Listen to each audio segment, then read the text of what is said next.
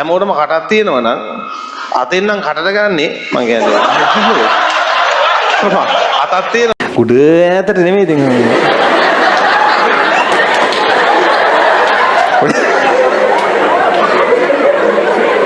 පොඩි දුරයි.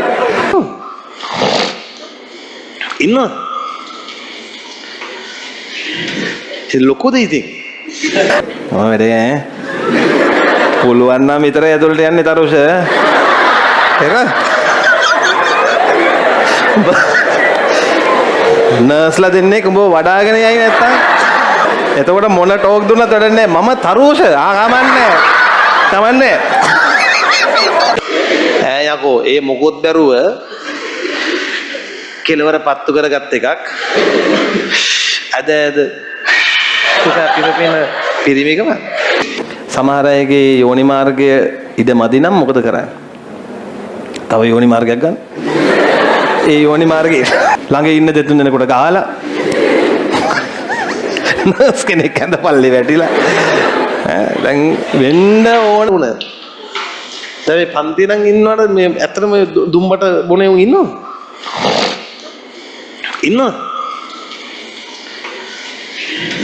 ඒ ලොකුද ඉතින්? අපිට නන්නේ ඉතින්. දැන් ගෙදරකට තක්කඩියෙක් පැන්න වෙලාවක තමන්ගේ බිරිඳට අතවරයක් කරන්න. ඒ තක්කඩියක හොම්බට ඇනලා මුව ගස් බැඳ ගියන් කවුරු හරි පිරිමියෙක්. අන්න මම පිළිගන්නවා. ඒක පිරිමිකමක් ඉතින් මොනවා වුණත්. හරිද? අම්මට සිරි ඉතින් වැඩෙන්නේ මොනවා වුණත් නේ. ඈ අපි හිතමු දැන් ඔන්න ගෙදර ගෑනු කෙනා තමන්ගේ වාහනේ ලවනවා. තමන් එහා පැත්තේ සීට් එක යනවා. හදිසි ඇප්පෙන්නනවා දඩස් ගාලා පැනලා සුක්කාන මේව කරලා ඒ වාහනේ බේරෙනවා. පිරිමිකමක් ඉතින් මොනවා වුණත්. පිරිමිකමක් ඉතින් නේ. තමන්ගේ ළමයි දෙන්නෙක් ඉන්න කාලෙක එක ළමයෙක් පඩාගෙන ඉන්නකොට අනිත් ළමයා වැටෙන්න යනවා දඩස් ගාලා තව තනි අතකින් ඒ ළමයා අල්ල ගන්නවා. මොකද්ද? පිරිමිකමක් ඉතින් මොනවා වුණත්. හරිද? පිරිමිකමක්. ඈ යකෝ ඒ මොකොත් බැරුව කෙලවර පත්තු කරගත් එකක් අද පිරපින පිරිමිකම අනිත් එක කොහොමද උරවණේම පිරිමින්ට ආයිති වැඩද?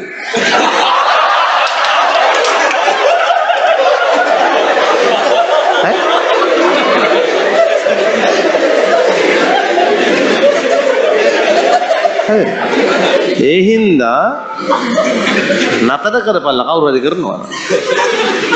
හරි. ඕවා පිරිමිකංගකා කියාගෙන නම් එන්න එපා. හරිද? හොඳම කතාවක් තියෙනවා ඊළඟ එකේ. අක්‍රීයව සිගරට් ධූමපානය කරන පුද්ගලයෝද කවුද? බොන එක ළඟ ඉන්න එක. ඇක්ටිව් ස්මෝකින් පැසිව් ස්මෝකින් කරන කියන්නේ බොන කෙනාට කියන ඇක්ටිව් ස්මෝකින්. ළඟ ඉඳන් ඒක හුස්ම ගන්න ගමන් ඉන්න කාට කියන්නේ පැසිව්. එතකොට කාටද හානිය වැඩි? කාටද හානිය වැඩි? දෙන්නටම හානිය සමානයි. වාක්‍ය කියවමු. අක්‍රීයව සිගරට් පානය කරන පුද්ගලයෝද ඉහත දැක්වූ සියලු යහපත් අත්තුට මුහුණ. සිගරට් බිබී වාහනේ යන ස්වාමියෙක්ගේ බිරිඳක් වෙනවා කියන්නේ ලේසි නෑ ඉතින්. ලේසි නෑ. මේ ඔක්කොම මතක තියාගන්න ඕනේ. දෙන්නම කටපාඩම් කරන්න ඕනේ මේවා. හරි? මේ හින්දා මේවා වලකින් මේවා නතර කරගන්න ඕනේ. ඇයි දන්නවද මේ? දැන් මම ඔය කලින් කියපු ලිස්ට් එක තියෙන්නේ. දැන් ගෙදරට තක්කඩිය පැන්නාම උඩ පුව ගස් බඳිනවා කියන එක හැම පිරිමියෙක්ම කරන්න පුළුවන් එකක් නෙමෙයි. කරන්න බෑ. සාමාන්‍යයෙන් වෙන ගෙදරට පන්නේ තක්කඩිය ගෙදර ඉන්න පිරිමියෙක් ගස් බඳින එකනේ. ඒක හැමෝටම කරන්න බෑනේ ඉතින්. පිරිමිකමක් කිව්වේ මම ඒකයි. ඇඟේ පැති හයියක් තියෙන්න එපැයි. ළමයෙක් වැටෙන්න යනකොට අල්ල ගන්න හරි. හැබැයි සිගරට් බොනවා කියන එක මේ හැමෝටම කරන්න බෑයිද? පුළුවන්. ඒක මොකද්ද බැරි? සර් කිව්වේ සර්ට බෑ කියලා. මට බැරි නෑ මට ඕනේ. මේ ශ්වසන පද්ධතිය තියෙන හැම එකකටම සිගරට් පියේකි. සිගරට් දුම පෙනහළුවට නෑ යන්නේ. හැමෝටම පෙනහළුවක් තියෙනවා නම් කටෙන් නම් උරවන්නේ හැමෝටම කටක් තියෙනවා නම් අතෙන් නම් කටට ගන්නේ මං කියන්නේ. අතක් තියෙනවා නම් සිගරට් බීයේ. මේ. මොකොත් කියන්න බෑනේ උඹලට ඒකනේ වැඩි. මටත් කියන අතරේ තමයි මේ මීටර දෙන්නේ. හරිද? ඒ හින්දා මේ ඕවා ලොකු දේවල් කියලා හිතන්න එපා. අනිත් එක ඒකේ තියෙන ඩැමේජ් එක දැන් ඔය දුම්කොළ වලින් එන ඩැමේජ් එක නේ ඉන්නේ. සාමාන්‍ය කොළ වල නෑ. ඌට වඩා නම්බුකාරයි හුලුවත් අප්පත්තු කරන්න බීවනම්. ඩැමේජ් එක අඩුයි. හරි? සිලිකෝසිස්. දැන් මේක ගෙදරදී තමන්ගේ සිලිකවර නැති වුණාම තමන්ගේ අක්කගෙන් අහන්නෙත් මෙහෙම තමයි.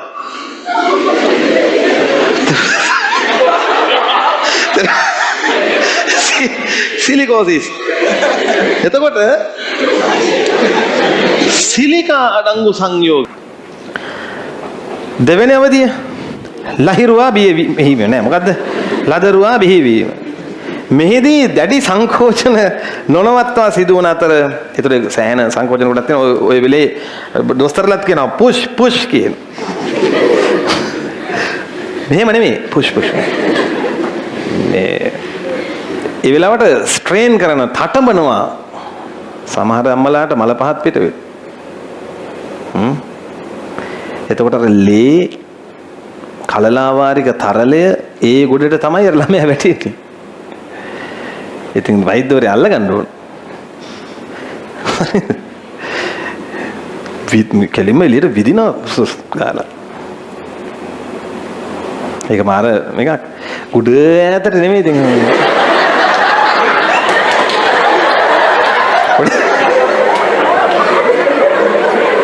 පොඩි දුරයි. ඈතට යවලා.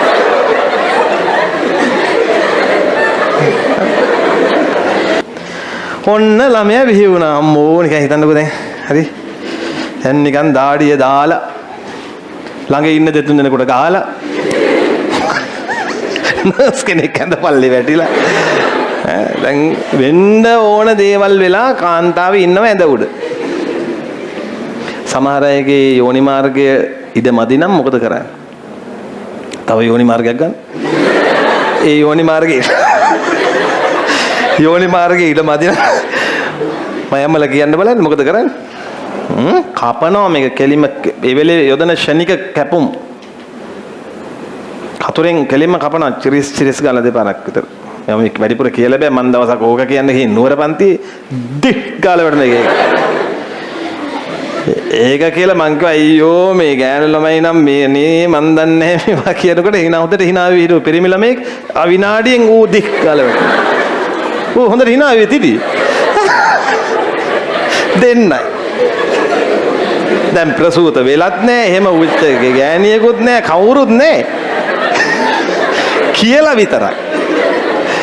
දැන් ඒ ඇත්ත කියන්නේ මේ නුවර මෙහෙත් තුනද මන් දන්නේ කොහමද නුවර පන්ති වුණා උක සංසාරේ මම ඉතින් පළවෙනි ළමයා මේ එහෙම වුණේ සමහරට මේ වෙන්ටිලේෂන් අවුල් කියලා AC එමත් පොඩ්ඩක් 26ට දාන්න කියලා මං හිතුවේ එහෙම කියලා දෙවෙනි එක දොක් කාලේ වැටිච්ච ඉතින් ඒ හින්දා තමයි අර රජයේ ස්පිරිතාල වල ඒ කාලේ දැන් නම් කොහමද දන්නේ දැන් ඉස්සර නම් මේ ඔය ඩිලිවරි එක වෙලාවේ ස්වාමි පුරුෂයාට ළඟ ඉන්න දෙන්නේ නැහැ. ඇයි? ඔක්කොටම කලින් පුරුෂයා පැටෙනවා. දැන් ගෑණි ඉන්නවා කොහොම හරි මේක කාගෙන දත් මිටි කාගෙන අල්ලගෙන අර උඩු බෙඩේ අතට මෙලෝ රහක් නැහනේ. ඈ? ඉතින් නර්ස් කෙනෙක් උඩ පවන් ගහනවා.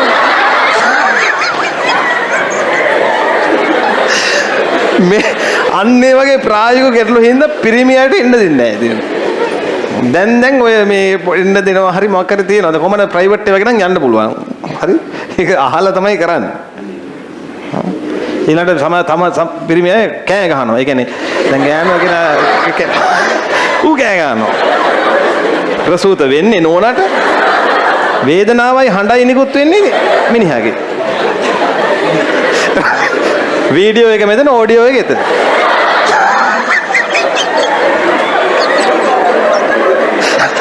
අර ජැක් දෙක තැන් දෙකට වැදිලා තියෙනවා.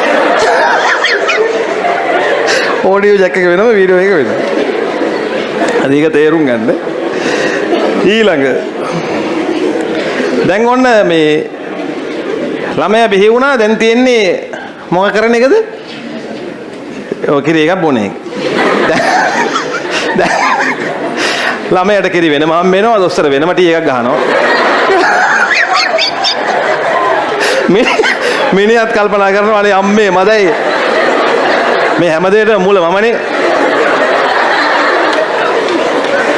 right. ප්‍රසූති ක්‍රියාවලිය බලමු. ශීරණය. අර ඔක්සිටොසින් වලින් මොන පේශි සංකෝචනය කරනවද? සිනිඳ පේශි. සංකෝචනය කළා ඔන්න කිරි එන්න ගන්නවා. හරිද චෝටි මහත්තයා? හරි. ඔව් පුළුවන් නම් විතරයි ඇතුළට යන්නේ තරුෂ. ඒක නර්ස්ලා දෙන්නේ උඹ වඩාගෙන යයි නැත්තම් ට්‍රොලි එකෙන් තියන්නේ. එතකොට මොන ටෝක් දුන්නත් වැඩක් නැහැ. මම තරුෂ කමන්නේ. කමන්නේ.